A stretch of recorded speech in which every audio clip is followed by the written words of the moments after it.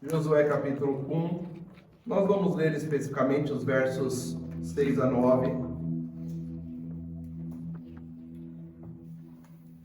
E esse texto diz para nós, Josué capítulo 1, versos 6 a 9: Seja forte e corajoso, pois você conduzirá este povo para tomar posse da terra que jurei dar a seus antepassados. Seja somente forte e muito corajoso. Tenha cuidado de cumprir toda a lei que meu servo Moisés lhe ordenou. Não se desvie dela nem para um lado e nem para o outro. Assim você será bem-sucedido em tudo que fizer. Relembre continuamente os termos deste livro da lei. Medite nele dia e noite, para ter certeza de cumprir tudo o que nele está escrito.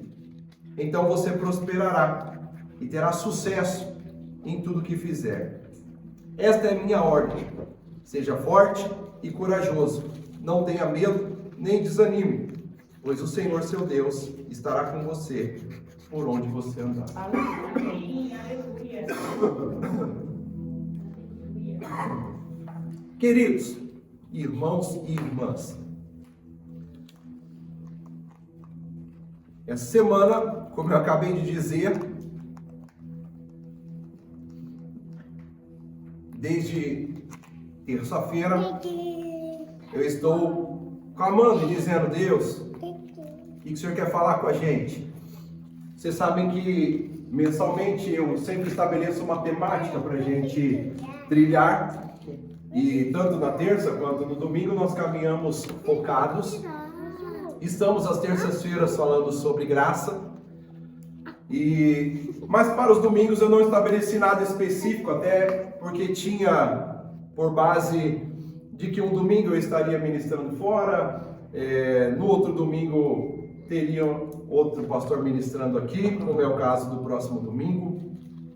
Então eu fiquei na dispensação do Senhor para aquilo que Ele queria falar com a gente. Então desde terça-feira eu estou buscando a direção de Deus. Quando eu tenho já um foco, um tema mais simples, Mirella, de alguma forma, mas quando não tem, então você tem que ficar ali na espera, Thaís. E aí eu estava esperando, e passou quarta, ministrei na terça aqui, chegou quarta e eu não tinha nenhum discernimento, e chegou quinta e eu não tinha nenhum discernimento, e aí nós conversamos algumas coisas tão importantes na célula na quinta, e aí chegou sexta-feira e eu não tinha ainda uma direção específica. E aí na noite de sexta, Gabriel, eu orei e falei: Senhor, me dá uma palavra, eu preciso, senão como que eu vou organizar? Eu não quero ser aquele que chega naquele estilo antigo, né, Vitor? Chega, abre a Bíblia e vamos ver o que Deus vai falar. E ontem pela manhã eu acordei. E eu acordei com uma música na cabeça. Não uma música conhecida, uma música desconhecida, mas que também eu não consigo lembrar como que ela é para poder cantar para vocês aqui, tá bem? Mas eu lembro o que ela falava. E a música ela falava: não tenha medo. E aí eu acordei com a música, eu falei: então é isso, né, Senhor? Essa é a direção, Fidelis. Eu falei: é isso que o Senhor quer falar comigo e com a igreja. E como nós tínhamos um processo de treinamento de evangelização ontem, e evangelização, e uma série de coisas, eu fiquei nutrindo aquilo no coração. Não tenha medo, não tenha medo. E durante o dia eu fui procurando alguma coisa que eu tinha ali, já buscando para onde que isso ia convergir. E aí eu me lembrei de Josué. Deus foi conduzindo, eu vi algumas anotações que eu tinha. E aí me lembrei que nós compartilhamos. Eu não ouvi a mensagem da Lê ainda porque não foi disponibilizada pelo nosso Media Maker. E eu falei: deve ser por aí. Foi forte. E aí eu fiquei nutrindo isso. Fiquei nutrindo. E aí preparei uma mensagem. para ministrar hoje do coração de Deus. Amém. E quando eu terminei de preparar, eu pensei, isso aqui é mais para mim do que para a igreja. Mas eu falei, se o Senhor me deu só isso aqui, é isso que eu vou compartilhar com a igreja. Mas quando eu pensei que era mais para mim do que para a igreja, Deus tocou no meu coração para eu liberar para todos os pastores aqui da Europa. E aí eu mandei uma mensagenzinha para eles, irmãos, humildemente preparei uma mensagem aqui, senti que Deus falou comigo e talvez eu fale com vocês, e disparei para eles. E aí eu tomei a ciência, falei, se serve para eles, com certeza é para a igreja também. Então, queridos, nós estamos nessa mensagem com o tema Não Tenha Medo. E antes de nós entrarmos na palavra propriamente dita, eu pesquisei algumas coisas sobre o contexto em que nós estamos vivendo. A região, o momento, e busquei algumas informações sobre medo, Gabriel, para esse tempo. Para esse tempo na Europa, para esse tempo no mundo, para esse tempo em Portugal. Eu vou compartilhar aqui, como são questões técnicas, não é uma pregação, são informações. Então, de 2025 entre 2025 e 2026, das principais estatísticas e tendências sobre o medo, entendido aqui sobretudo como ansiedade, insegurança e percepção de risco, em 3 níveis: global, europeu e Portugal. São essas tendências gerais que nós temos. Cerca de 1 em cada 5 adultos em países da Organização para a Cooperação e Desenvolvimento Econômico, a atual chamada OCDE da União Europeia, apresenta sintomas de ansiedade ou depressão, formas diretas de medo psicológico. 1 a cada 5. É bastante. O medo tende a aumentar em períodos de crise, pandemias, guerras e instabilidade econômica, sendo fortemente influenciado por informações da mídia e percepção de risco. Principais fontes de medo global: instabilidade geopolítica, guerras, tensões internacionais, tecnologia e futuro do trabalho, IA e automação, saúde e pandemias, economia, inflação, emprego. Ok? Estão pegando? Estão pegando?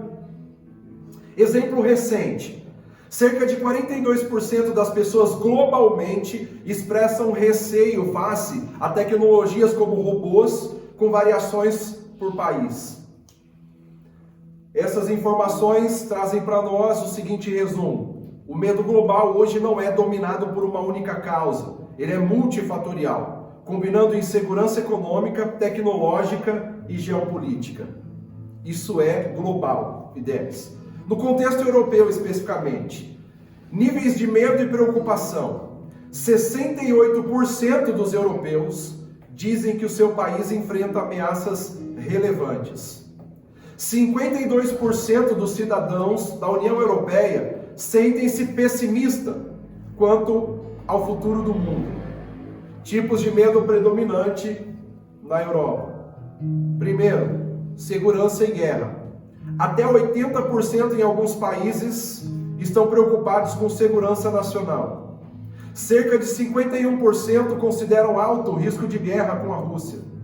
Segundo, instabilidade global. Quase metade dos europeus vê o mundo como mais perigoso e imprevisível. Terceiro, desconfiança institucional. Muitos europeus duvidam da capacidade dos seus países ou da União Europeia para os proteger. Com relação à saúde mental, a ansiedade e depressão continuam a afetar uma grande fatia da população, em torno de 20%, com tendência persistente. Não é aquela coisa que vai e vem, é permanente. O resumo disso no contexto europeu: o medo está muito ligado à segurança, guerra e futuro político, além de questões econômicas e sociais. Então, global, europeu, agora Portugal, aonde nos atinge diretamente. Dados mais recentes: ansiedade como indicador direto de medo. 39,4% da população com 16 anos para cima, eles estão excluindo a faixa etária antecedente a isso, que também tem sido grande alvo de problemas de ansiedade, de medo e as síndromes, mas aqui os índices estão para 16 para cima. 39,4% da população com sintomas de ansiedade em 2025. 11,3% em níveis graves. Aumento de mais de 7,4% face a 2024. Nós estamos falando de Portugal agora. Com relação ao estresse e saúde mental, 50% dos portugueses reportam estresse elevado. 34,5% tiveram sintomas de problemas mentais, ansiedade, pânico, burnout, depressão. Grupos mais afetados, mulheres, entre 46% com ansiedade versus 31% homens. Desempregados, 50%. Pessoas com menor escolaridade. Com relação ao acesso à ajuda, 29,7% sentiram necessidade de apoio psicológico, mas apenas 17,1% procuraram ajuda. Com relação à percepção de risco e medo coletivo, 48% dos portugueses sentem-se pessimistas quanto ao futuro global. Queridos, esse é um quadro da nossa realidade. Esse é um quadro do lugar e do tempo aonde Deus tem nos plantado. Então, com relação global, nós temos em estado crescente 20% com ansiedade, depressão, medo multifatorial, incluindo economia, saúde e tecnologia.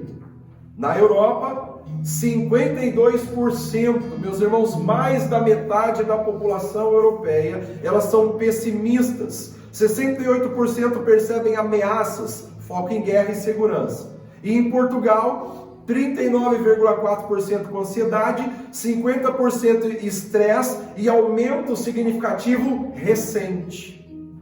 Recente. Faz quanto tempo que você está aqui? Diga aí, recente. Deus te colocou aqui bem agora. Deus nos colocou aqui bem agora. A conclusão desse cenário, deste quadro que eu pintei para vocês aqui agora, é que o medo hoje ele é mais difuso e permanente. Ele não é apenas reativo a crises específicas. Existe uma clara escalada recente entre 2024 e 2026, especialmente em Portugal. Especialmente, Vitor, em Portugal. A Europa destaca-se pelo medo ligado à segurança e geopolítica, enquanto Portugal apresenta níveis particularmente elevados de ansiedade e estresse individual. Quem está vulnerável a tudo isso? Eu. Vocês estão ou não? Vocês estão vulneráveis a tudo isso? Nós estamos envolvidos nesse sistema de alguma forma? Nós temos que trabalhar todos os dias, nós temos que pagar arrendamento, nós temos contas para pagar, nós temos que correr atrás, nós temos, sobre nós ainda aumenta a vulnerabilidade documental e tantas outras coisas que nos aceleram muitas vezes. Condições fiscais e tudo mais. A transição, a migração, o se impor como cidadão nesse novo local. E na quinta-feira, na célula, quando a pergunta que foi estabelecida foi o que ainda te impede de tomar uma decisão por Deus e pelas coisas de Deus? O meu compartilhar foi que não existe um impedimento sobre tomar decisões por Deus, mas que existe um desafio de continuidade. Todos os dias eu preciso lutar para continuar. Todos os dias eu preciso lutar para prosseguir. Todos os dias eu preciso lutar para manter meu posicionamento, minha integridade, minha paternidade, meu princípio de sacerdote do lar. Eu tenho que lutar todos os dias para prevalecer como alguém que está sendo enviado para essa nação, para pregar o evangelho, para formar discípulos, para fazer novos líderes, para expandir a obra. Então, há um desafio, Thaís, de continuidade. E durante todo esse tempo, Vitor, eu pergunto, Deus, o que o Senhor quer falar com a gente? E aí Deus diz para mim, não tenha medo. E diante de tudo isso, meus irmãos, Deus vem dizer para nós agora, não tenha medo. E aí nós nos deparamos com a história de Josué. Especificamente o capítulo 1, onde tudo está relativamente começando com direção à vida dele. E a história de Josué, neste capítulo 1, é um momento de transição profunda. Parece tudo isso que eu falei com vocês? Um período de transição profunda. Estamos vivendo isso, sim ou não? Sim. Então essa palavra é só para mim ou é para nós? Para nós. Essa palavra não é só para mim, não é só para nós, mas ela é para todos. É para esta nação. É uma palavra que Deus quer usar você a partir de amanhã ou de sair daqui para tocar vidas. Deus quer que você olhe nos olhos de pessoas durante os próximos dias e diga para elas: ei, não tenha medo. Aleluia. Então existe um período bíblico aqui de transição profunda. Você sabe o que havia acontecido? Moisés morreu. E Deus traz essa frase não como uma informação, todos sabiam, mas Deus traz como uma forma de transicionar Josué, dizendo: Moisés morreu, agora é você, eu estou te levantando. E para nós, o que isso significa? Que as coisas velhas morreram. Não adianta ficar apegado ao que já foi, às seguranças que já foi. Para Josué era cômodo não ser um teto de vidro, mas agora Deus quer que nós sejamos o teto de vidro. Seja autorresponsável. Deus quer te usar nisso agora. Deus quer te levantar nesse momento para uma conquista. E que não é apenas uma conquista territorial, geográfica. Deus está nos levantando para conquistas da nossa própria emoção, conquista do nosso próprio sentimento, conquista da nossa própria história. Vocês entendem isso? Muitas vezes nós ficamos relegando isso a outros. Porque a minha família, porque o meu passado, porque a minha história, porque aconteceu isso, aconteceu aquilo. E agora Deus está dizendo: Moisés morreu, Josué, agora se levanta, porque agora você é protagonista. Mas não é um protagonismo como muitos entendem. Agora eu nasci para vencer. Agora eu sou. Agora não. É um protagonismo que não é para o mundo. É um protagonismo para Deus. É Deus dizendo: ei, Josué, eu vou me manifestar através de você. Então, mais uma vez, se lembre disso. Não tem nada a ver conosco. Tem tudo a ver com Ele. Tudo que nós vamos conhecer nesta mensagem, talvez de uma forma, diferente do que você já ouviu até aqui. Mas o que Deus quer fazer é nos levar a uma próxima dimensão, a uma próxima fase. Então Deus levanta Josué e não se trata apenas de uma troca de liderança, trata-se de um momento onde existem incertezas. Porque assumir uma nova posição, assumir um novo tempo das nossas vidas, traz para nós incerteza, traz para nós medo, traz para nós responsabilidades. E é exatamente, meus irmãos, nesse contexto que Deus fala: seja forte e corajoso. Aleluia! Seja forte e corajoso. Essa palavra não está sendo dita a alguém que está vivendo uma vida confortável. Ela não está dizendo para alguém que está tudo caminhando maravilha. Não, está sendo dita para alguém que agora está sentindo o drama de assumir um novo rumo na sua vida, de aceitar uma nova dinâmica para a sua vida. Portanto, se trata de alguém pressionado pela realidade. E diante das informações que eu passei para vocês, como que nós podemos ver a realidade que vivemos? Pressão contínua. Toda hora estamos sendo pressionados. Mas entenda, não somos só nós, a sociedade está pressionada por seus medos, por seus traumas, suas dificuldades. Mas Deus quer apresentar um novo tempo para essas pessoas. Ele quer usar a mim e a você.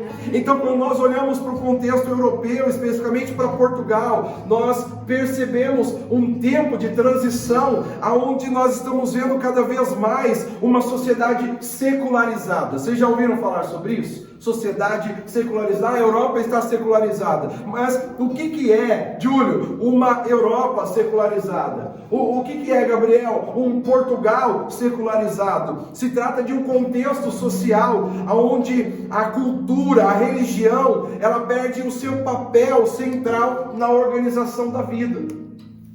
Então veja, quando nós falamos de algo secularizado, nós começamos a perceber algo que se afasta de Deus, que está cada vez mais distante de Deus. Então nós temos uma cultura mais distante de Deus, nós temos uma organização pública, uma política mais distante de Deus, nós temos uma organização jurídica mais distante de Deus. Então a vida secularizada é um contexto social e cultural onde a religião perde o seu papel central na organização da vida pública. Antigamente, pelo menos no Brasil, todos sabem que em cada Câmara Municipal tinha que ter uma Bíblia aberta, cada sessão começava com a leitura de um texto bíblico. A maioria das instituições tinha como base as suas estruturas bíblicas estabelecidas. A ética, a moral nasce da onde? Da Bíblia, da Palavra de Deus. Mas hoje nós temos uma sociedade secularizada. Nós temos uma fé, muitas vezes reduzida ao privado. Queridos, entendam isso, porque vocês, meninos, principalmente, nós vamos ser muito atacados sobre tudo isso. Nós vamos ser muito atacados sobre tudo isso. Meninos que eu digo jovens, adolescentes. E todos os demais. Mas nós estamos vivendo em um contexto em que a secularização toma conta e, como consequência disso, a fé muitas vezes é reduzida ao contexto privado. O que é a fé reduzida ao contexto privado? Cada um cuida da sua religiosidade, cada um trata a sua espiritualidade como quiser. Então, a religiosidade ela é uma experiência estritamente pessoal, ela é interna, ela é familiar. Nós decidimos no que cremos, ninguém vai ditar a nossa fé. Nós acreditamos no que quisermos. Isso atinge o contexto familiar, o contexto da vida pública, o contexto social, e é um reflexo do secularismo. Qual que é o cenário que nós estamos vivendo que nos força? Igrejas enfrentando desgaste, desânimo e irrelevância cultural. Quando você fala que tu é crente, que tu é de Deus, e eles já sorriem, eles já acham que você é o quadrado, que você é o ignorante, que você é o Zé Mané. E que resposta nós vamos dar para essa geração, Ian? Nós vamos ter medo? Nós vamos ter medo dos nossos professores de filosofia, de ciências, de cultura, de ciências sociais? Ou nós vamos ser aquelas pessoas que vão ter respostas, porque tem ousadia, porque tem coragem? Nós só podemos trilhar uma jornada de conquista, de avanço como igreja de Jesus, sendo ousados. Mas o cenário ainda apresenta um cenário de cristãos vivendo sob pressão silenciosa. Nós não temos uma perseguição aberta, mas ela é sutil. Nós temos que lidar diariamente com indiferença, relativismo. O que é relativismo? Você que pensa que assim, na minha ótica é diferente. É o famoso, para mim isso é nada a ver. Para mim está tudo certo. O cenário é de esfriamento espiritual. Mas neste cenário, a pergunta não é como conquistar mais. A pergunta para mim e para você não é, o que nós fazemos para conquistar mais? A pergunta é como permanecer fiel. Como que você não vai se vender às ideologias dos seus professores, dos seus colegas? Como que você não vai se vender às ideologias desse sistema? Como permanecer fiel? E aí, Fidelis? Fidelis fiel. Como? Como permanecer fiel? É aí que nós temos a aplicação do texto de forma categórica. Primeira forma, vamos responder isso? Como permanecer fiel? Primeiro, a fidelidade de Deus é o ponto de partida. A primeira questão que nós precisamos entender é que Deus é fiel. Deus é fiel. E nesse texto, ele diz: a terra que prometi sob juramento aos seus antepassados.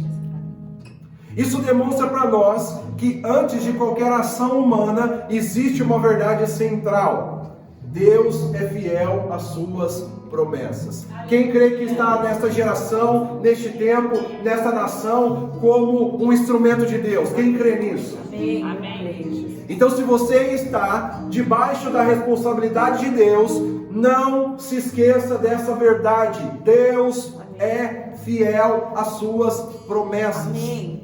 Então, quando Deus está nos falando, Vitor, sobre conquistas, Ele não está falando sobre conquistas de Josué.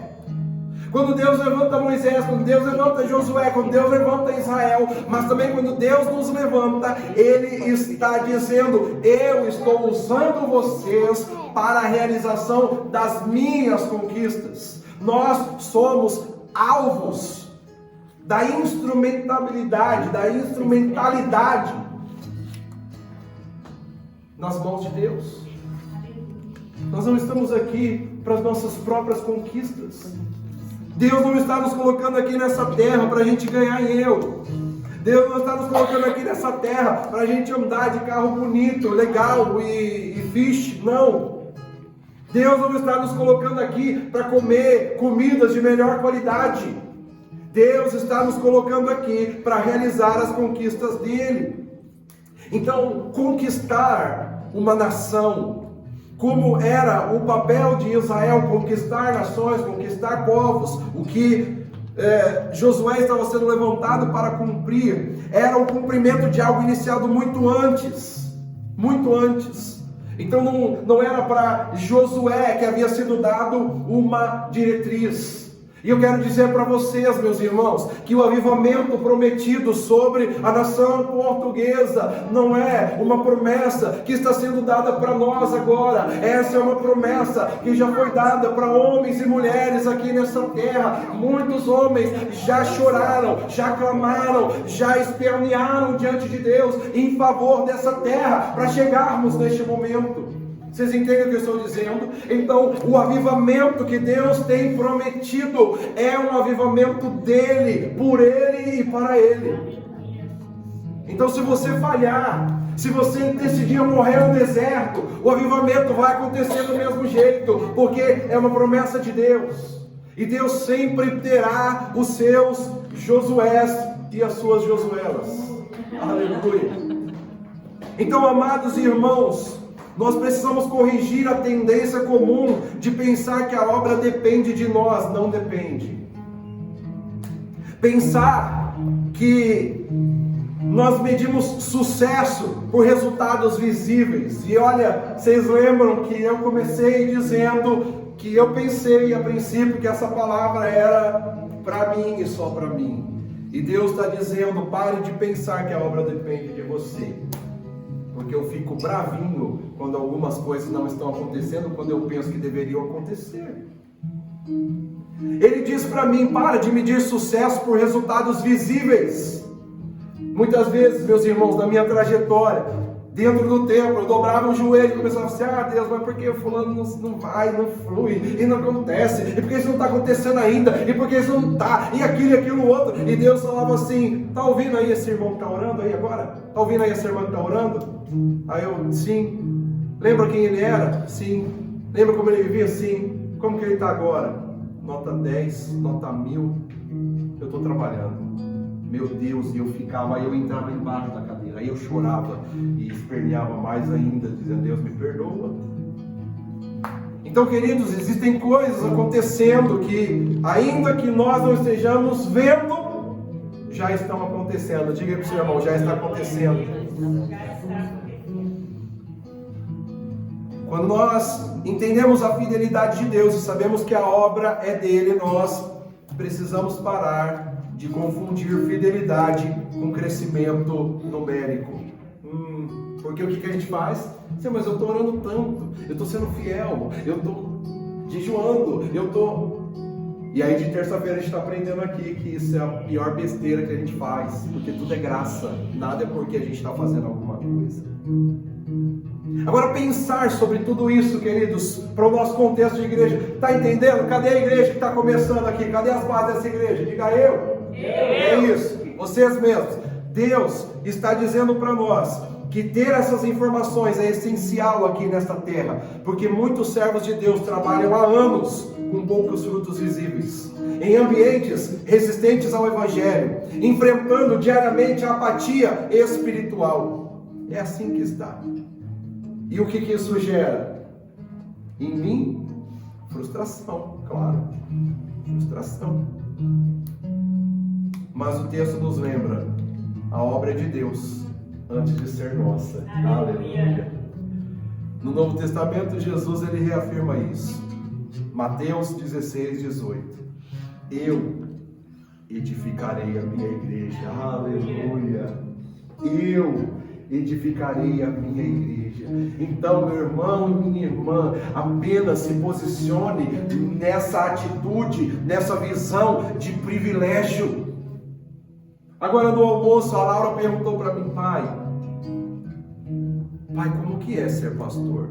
E eu disse: filha, me explica melhor a sua pergunta. Preciso saber o que realmente você está perguntando. Ela disse: como que é a vida de pastor? Como que é ser pastor?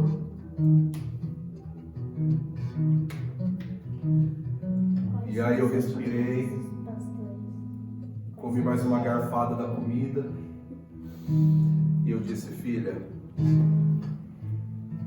são algumas perspectivas. E eu disse: naturalmente, é muitas vezes cansativo, é várias vezes decepcionante, é muitas vezes exigente. Eu disse para ela: mas assim como existe as dificuldades, os desafios, existem as bênçãos. Então a contrapartida disso é que outras tantas vezes traz para nós alegria, traz para nós conquistas. Mas eu disse: existe uma outra perspectiva, e essa é a que deve ser nutrida. Eu disse para ela: ser pastor é saber que você foi escolhido por Deus para fazer parte da agenda dele e ser um colaborador com ele no que ele está fazendo aqui nessa terra. E isso é extraordinário, isso é maravilhoso. Então, o que me sustenta não é olhar para as conquistas que se alcança com o ministério, porque tem dias que parece que até que as lutas e tribulações e desafios são muito maiores do que as conquistas. Mas, acima de tudo, é saber que tem um Deus todo-poderoso no céu, tem um Senhor soberano sobre toda a terra, tem um Deus do céu, da terra e do mar, e um dia na eternidade ele planejou, ele falou: eu vou te fazer, cara, vou te levar lá, e tu vai ser meu levantado naquela terra para fazer algo por mim. E aí isso enche o meu coração e diz: aleluia, aleluia. E é isso que importa. E quando eu olho para essa realidade, são verdades que muitas vezes eu fico exercitando para compreenderem e avançar em conhecimento sobre isso. Quando eu ouço isso: eu edificarei a minha igreja, tranquiliza o meu coração. Porque isso me faz entender que não é o homem que sustenta a igreja, é Deus quem cumpre o seu propósito. Aleluia. Então, queridos, alguém pode vir aqui, chegar e ainda reclamar e falar: não gostei, mas já vai pedir dinheiro, mas não sei o que. Eu sei em quem eu tenho crido, eu sei a obra que eu estou fazendo, eu sei o Deus que eu estou servindo. Então, lembre-se sempre que na obra que nós estamos realizando, não ter medo não é uma relação com as informações técnicas, não é uma relação com a terapia, com o coaching, com o guru, com o mentoring, com o discipulador, com o pastor. Estar em atitude de ousadia e coragem é saber: o meu Deus é fiel. Amém? Então você quer ver algo que vai trabalhar muito ao seu favor agora, daqui para frente, se você internalizar essa palavra, diante dos desafios da sua vida, quando tudo vier te confrontando, afrontando, amedrontando, você vai levantar a sua voz e vai dizer: Deus é fiel. O meu Deus é fiel. Então pode se apresentar turbulências, tribulações, perseguições, mas você vai dizer: Deus é fiel. E o que isso vai fazer comigo e com você? Vai nos encher de coragem. Mas aí existe um segundo ponto que é importante nós sabermos: coragem não é ativismo. Coragem não é, não, vamos fazer. Não, porque tem gente que é assim, né? É aquele tipo de gente que eu até admiro e que eu chamo de gente MacGyver. É aquele cara que você fala assim: meu, com esse tipo de gente eu viajo para qualquer lugar. Eu vou para qualquer canto. Você fala: vamos pro meio da mata acampar? Aí com você, vou. Porque o cara pega um palito de fósforo e ele faz uma canoa. Já viu esse tipo de gente? Eu gosto desse tipo de gente. MacGyver mesmo, que pega um clipes, um chiclete, já conserta o motor do Fusca lá na boa. Eu gosto desse tipo de gente. Mas, queridos irmãos, isso não é coragem de fato, é ativismo. Eu estou fazendo. E às vezes essas pessoas, elas fazem até porque elas são ansiosas, elas são medrosas. Não, como é que eu faço? E tal, e vai e resolve mesmo. Já viu esse tipo de gente, meu irmão? Já viu? Mas o que resolve a nossa vida, queridos? Diga aí para o seu irmão: é obediência. Obediência. Eita, meu Deus. Então o verso 7 diz: tenham cuidado de obedecer toda a lei. Tenham cuidado de obedecer toda a lei. E aqui está o centro do texto, e que é muitas vezes ignorado. Deus não diz apenas: seja forte, seja corajoso. Ele explica como isso acontece. E ele diz: é através da obediência à palavra. Então, no contexto em que vivemos, em um contexto europeu, o desafio não é apenas fazer mais, mas é permanecer fiel à verdade. Continue fiel, meus irmãos. Continue firme. Cara, vai aparecer tanta coisa na sua frente para te desviar. Continua firme. Não se renda. Já aparece. Aparece hoje em formas menores, pequenas, coisinhas. Mas vai começar a aparecer maiores, para te tirar do foco. Não se venda. O plano de Deus é que nós permaneçamos. Isso é ser forte e corajoso. Não, eu não me vendo. Eu não vendo a minha salvação. Eu não vendo o meu chamado, o meu posicionamento, a minha identidade diante de Deus. Então o desafio não é fazer mais, é permanecer fiel à verdade. Aleluia. Então o nosso desafio não é ver a igreja crescendo, as coisas acontecendo, é o quanto nós vamos permanecer fiéis mesmo que talvez isso não aconteça. É improvável, mas porque a onda de avivamento que Deus está derramando vai exigir em muitos lugares, e nós somos um desses lugares. Mas ainda, enquanto nós não estamos vendo, nós não precisamos, caramba, tem que fazer mais. Não, a gente tem que fazer isso e criar estratégias e vamos, então vamos agora com outra forma de teologia, outra forma de ensino. Não, nós só precisamos permanecer fiel à verdade. Nós vivemos em uma cultura onde a verdade é relativizada, a moral é redefinida constantemente, a fé bíblica é vista como ultrapassada, mas é nesse cenário que coragem significa manter convicções bíblicas com humildade, não negociar a verdade para ser aceito, Permanecer fiel mesmo sendo minoria. Cara, não se venda lá na escola para ser aceito. Não precisa. Meus irmãos, vocês não têm que ser aceitos por mais nada. Vocês já foram aceitos pelo céu. O céu já fez festa no dia da sua salvação. Você é lembrado lá. O seu nome é dito lá. Aleluia. E temos que viver de tal forma que eu acho que o Satanás não vai mais lá agora, tá? Aí eu não vou entrar no mérito da questão. Mas no passado, o diabo ia lá no trono de Deus. E Deus falou assim: tá vendo, meu filho? Queridos, eu quero ver de tal forma que se isso acontecer ainda, Deus pode dizer: tá vendo, meu filho? Tá vendo, meu filho? É íntegro, é justo, é fiel.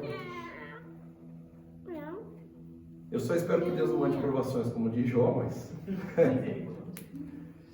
Agora, queridos, Ele já está mandando as que são minhas mesmo, então não precisa ser as de Jó.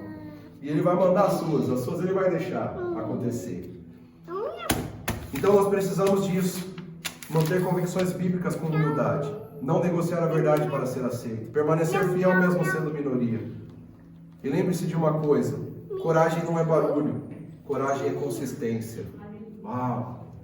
Quando a palavra diz, seja corajoso, não tenha medo, é quando que você vai ser resiliente. É quando que você vai, às vezes, chorar, como eu choro e tenho chorado. Mas eu digo: Senhor, eu não desisto, eu não paro, eu não volto atrás, eu não... E já chorei muitas outras vezes, por tantas outras coisas, mas eu não paro. Então, coragem é consistência. Amém, meus irmãos? Faz sentido para você ou não? Essa palavra era só para mim ou está servindo para você também? Está servindo? Ai, que bênção. O texto nos apresenta, queridos, um outro contexto dentro da mesma situação para não ter medo. É ter a palavra como sustento diário. É ter a palavra como direção diária para as nossas vidas. Verso 8: não deixe de falar as palavras deste livro da lei. Deus dá a Josué uma prática espiritual clara: falar, meditar e obedecer. Diga aí comigo: falar, meditar e obedecer. Isso é maravilhoso, queridos. Quando nós falamos a palavra, meditamos no que ela está ativando em nós, isso traz para nós um resultado. Então, toda vez que nós falamos a palavra, meditamos na palavra, nós vamos obedecer a palavra. O caminho tem que ser esse: fale a palavra, medita na palavra e pratique a palavra. Nós temos que viver esse circuito o tempo inteiro: falar, meditar e obedecer. Falar, meditar e obedecer. Falo, reflito e ajo. Entendeu? Eu falo, eu reflito, eu ajo. E agora eu me lembrei até do pastor Joel, que uma vez ele ministrando ficou fazendo isso umas 200 vezes. Eu falo, eu medito e eu ajo. Então é isso que nós precisamos fazer, queridos. A força de Josué, ela não vinha de estratégias militares, mas vinha da sua relação com a palavra. E quando nós aplicamos ao nosso contexto, nós podemos entender que aqui em Portugal, na Europa, um dos maiores desafios não é a falta de acesso à Bíblia, mas é a falta de profundidade. Muitas igrejas se venderam a uma teologia falsa. Então, queridos, nós podemos dizer que nós vivemos em um contexto e que há um conhecimento, mas é um conhecimento superficial. As pessoas sabem, já ouviram falar, mas é superficial. Há uma espiritualidade, mas é ocasional, é só em busca de resultados que a própria pessoa quer. Nesse contexto em que vivemos, há pouca formação bíblica sólida. E isso é o que enfraquece a igreja. Isso é o que enfraquece o avanço e o desenvolvimento. Então, não existe coragem espiritual sem formação bíblica. Por isso é importante estarmos juntos, aprendendo, crescendo, compartilhando aqui, seja no domingo, seja na terça, seja na célula, seja no momento em que estivermos juntos, qual for. Então entenda que a estabilidade do cristão, ela não vem de emoções, mas de uma mente moldada pela palavra. Mente moldada pela palavra. Por isso, queridos, que aí você vai dizer: então tem que ler, eu tenho que ler a Bíblia. Não é tenho que ler. Eu preciso. Eu preciso. Não é diferente esse negócio? Quando você fala assim, eu preciso disso. Eu preciso, né? Eu tenho. É diferente, até nos relacionamentos, se eu falar para minha esposa, eu tenho que te aguentar, né? Dureza é isso, né? Agora quando eu falo, eu preciso de você, é gostoso, não é? Eu preciso de você. Minha vida não faz sentido sem. Então é isso que nós precisamos ter com relação à palavra de Deus. Eu preciso da palavra. Eu preciso um versículo por dia, pelo menos. Preciso. Para meditar, para falar e para agir de acordo com ele. Você quer vencer nessa terra? Use a palavra. Fale a palavra, medite na palavra e age de acordo com a palavra. Agora, queridos, para a gente ir caminhando para a finalização dessa mensagem, é importante entender a realidade da batalha espiritual. E a palavra não esconde de nós que haverá desafios. Quando nós vamos para a carta aos Efésios, essa realidade de batalha espiritual é muito bem explícita. Quando lá o apóstolo Paulo ele vai dizer: a nossa luta não é contra carne e sangue. E a questão, Gabriel, é que no nosso contexto, essa batalha raramente ela é visível, mas ela aparece como indiferença espiritual, ela aparece como distração constante, ela aparece como materialismo silencioso. Eu tenho que trabalhar, eu tenho que ter meu dinheiro, eu tenho que pagar, Toma cuidado com isso, meus irmãos. Esse é o Deus desse território. Há um outro problema, que é a fé cultural sem transformação. E tudo isso se trata de uma batalha silenciosa, mas ela é profunda. E por isso exige de nós, Mirela, vigilância, perseverança e discernimento. Diga comigo: vigilância, perseverança e discernimento. Então, ser forte e corajoso para nós hoje, meus irmãos, é não se deixar moldar pelo ambiente. Não se conformem com este século. Não se conformem com este sistema. É não esfriar espiritualmente. É não desistir da caminhada. Então eu digo para você: não seja moldado pelo sistema. Não seja um crente frio espiritualmente. E não desista da caminhada. Gabriel, vai surgir 300 mil coisas daqui para frente. 300 mil coisas, está se posicionando. Você quer viver para a glória de Deus, mas é necessário não se deixar moldar pelo ambiente. Aonde Deus te levar, não se deixe moldar pelo ambiente. Não seja frio espiritualmente. Não desista da caminhada. Gabriel, não use a sua vida com os seus achismos. Use a sua vida com a palavra de Deus. Pare com esse papinho de filosofia da terrinha, de ficar, eu acho, porque na minha visão. Não, diga a palavra de Deus para você, para sua família e para os outros. Use a palavra de Deus, fale, medite e haja de acordo com ela. Amém.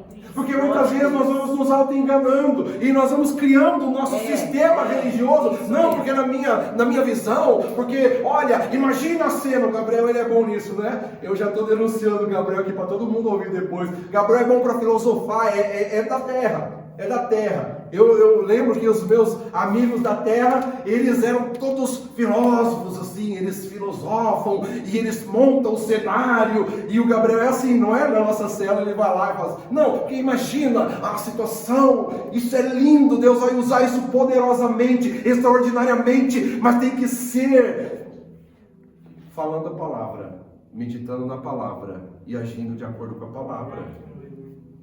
É assim. É assim. Então, não se molde pelo ambiente. Não se permita ser esfriado espiritualmente e não desista da caminhada. E por último, queridos irmãos, a presença de Deus é o fundamento de tudo. Como é que eu me mantenho fiel? Como é que eu conquisto uma jornada de conquista genuína, que não é a conquista do carro, da casa, da próxima cidade, é uma conquista de nós mesmos para sermos totalmente entregues a Deus. Nós começamos olhando para a fidelidade de Deus. Lembre-se sempre, como é que eu me mantenho corajoso diante da presença de Deus? Deus é fiel. Ele sabe o que está fazendo. Ele sabe por que isso chegou até mim. Ele sabe por quê. Então isso nos dá coragem, não é verdade? Agora se nós por quê? Tinha que ser comigo, sempre é comigo, essas coisas acontecem comigo. Não, Deus é fiel, Deus é fiel, Deus é fiel. Deus sabe por que estamos passando o que estamos passando. Se você está caminhando em desejo íntimo, profundo, de se alinhar, de estar com Ele, de viver com Ele, e as situações mesmo assim vêm, porque vem mesmo, então diga: Deus é fiel. Deus é fiel. Deus é fiel. Mas no final, se lembre que a presença de Deus é o fundamento de tudo. Tudo que Deus fala para Josué: seja forte e corajoso, não te desvie, caminhe com autoridade, ninguém vai te resistir todos os dias da sua vida. Mas a melhor coisa que Deus diz para Josué, e a melhor coisa que Deus diz para mim e para você, não só hoje, mas Ele sempre tem dito, verso 9: o Senhor, o seu Deus, Aleluia, estará com você Glória a Deus. por onde você andar. Essa é a âncora de tudo. Tudo o que Deus pede, Ele sustenta com a sua presença. Aleluia. Tudo que Deus pede, Ele sustenta com a sua presença. Oh, aleluia. Então o que Deus quer fazer conosco, o que nos basta é a presença. Por isso que é bonito para o crente cantar aquela música: eu só quero tua presença, hoje eu não vou te pedir nada, porque a presença é tudo. A presença é tudo. A presença é provisão, a presença é socorro, a presença é saúde, a presença é sorte, a presença é a presença. Então Josué não estava sozinho, mas nós também não estamos. Olha para o seu irmão, diga para ele: você não está sozinho, você não está sozinha. Aleluia. Então nós olhamos para essa verdade e ela não está somente lá no Antigo Testamento. Jesus também disse isso para nós, Cauã, no capítulo 28 de Mateus 28:20: eu estarei sempre com vocês. Aleluia. Se vocês estiverem trabalhando comigo, eu estarei sempre com vocês. Se vocês estiverem andando na minha presença, eu estarei sempre com vocês. Se vocês estiverem fazendo o que eu estou mandando, tudo o que eu peço, eu sustento com a minha presença. Aleluia. E para nós isso é vital, porque aqui muitas vezes nós nos sentimos isolados, muitas vezes nós nos sentimos minoritários, muitas vezes nós nos sentimos invisíveis. Mas a verdade é, meus irmãos, que a presença de Deus não depende do ambiente, não depende da cultura, não depende dos números. A presença de Deus é uma promessa. Aleluia. Me ajuda aí. Diga para o seu irmão: a presença de Deus é uma promessa. Aleluia. Amém. Aleluia. É isso. Pode ir, Gabriel, tranquilo. Deus vai estar. Vai na presença dele, vai na direção dele. Ele vai estar. E tudo aquilo que ele pede, ele se responsabiliza. Isso não é coisa sua, não é coisa do seu pai, isso é coisa do Pai Celeste. E ele vai prover. Então, meus irmãos, lembre-se que a jornada que estamos desenvolvendo, a vida cristã, não é uma corrida por meras conquistas visíveis, materiais, não é isso. Não é sobre multiplicar territórios geográficos a esmo, não, no sentido humano. É sobre algo muito mais profundo. É sobre conquistar uma permanência na fidelidade em um mundo que se afasta de Deus.